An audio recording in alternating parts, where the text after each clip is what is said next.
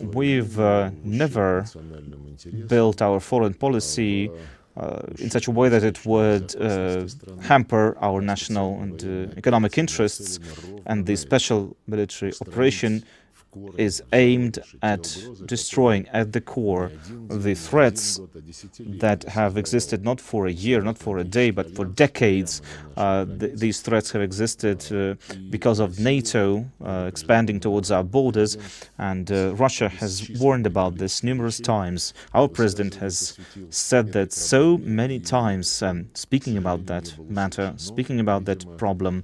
Unfortunately, it has fallen on deaf ears, and it only reaffirms something that he's said just recently in an interview to Pavel Zarubin, where President Putin said he spoke about the evolution of our perception of our relations with the West, when at first it seems that if we remove the ideological differences, everything would be fine, but later it turns out it wasn't about ideology from the very start.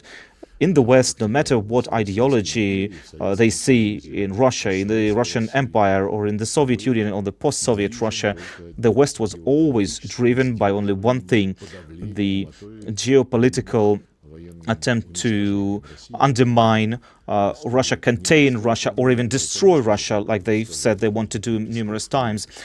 So, as Dmitry Peskov said, we would like to see what is behind that statement by President Trump. So now it's 50 days. It used to be 24 hours. We've heard about 100 days also.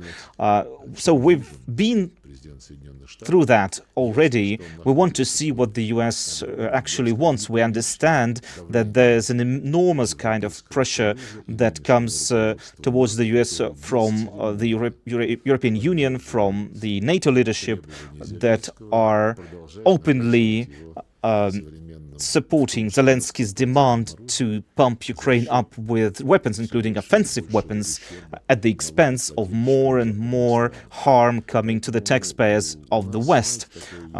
Now,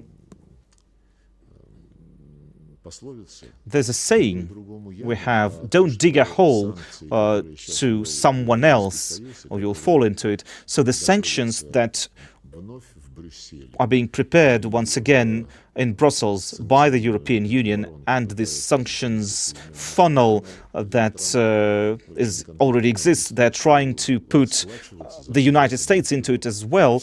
But as President Trump said, it's Europe that's going to pay for all of that. And we've already seen so much damage that has come to the European economy. And sober-minded European politicians and economists and specialists, they can see that how much harm has come to Europe because of this sanctions war.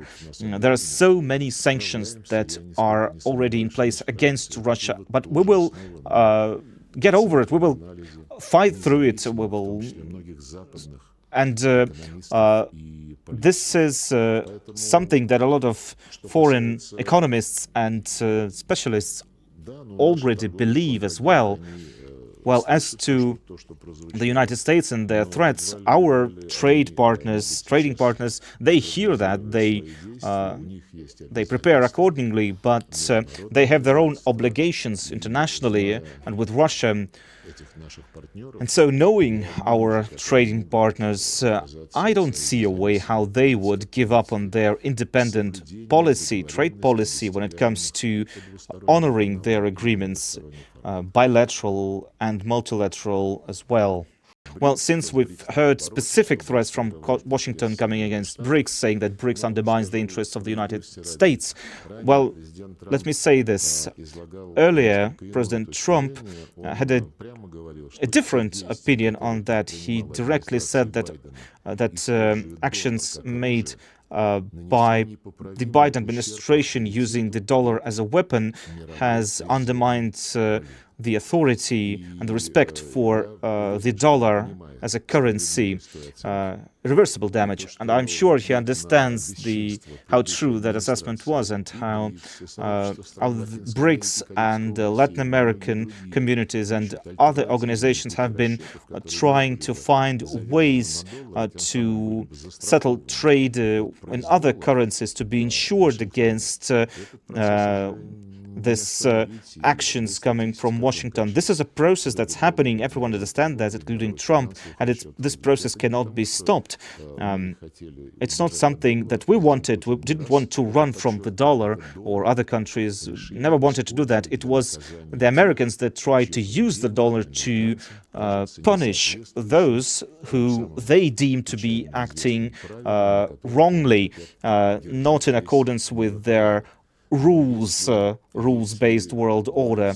But to be perfectly serious about our threats, it's not our profession to be worried. So we're not worried about anything. Our job is to work under the guidance of international law and respect those principles, and there's no other way our country could behave. So once again, we have all the reasons to believe that countries that are members of BRICS are sovereign, independent countries, and they value and treasure such status.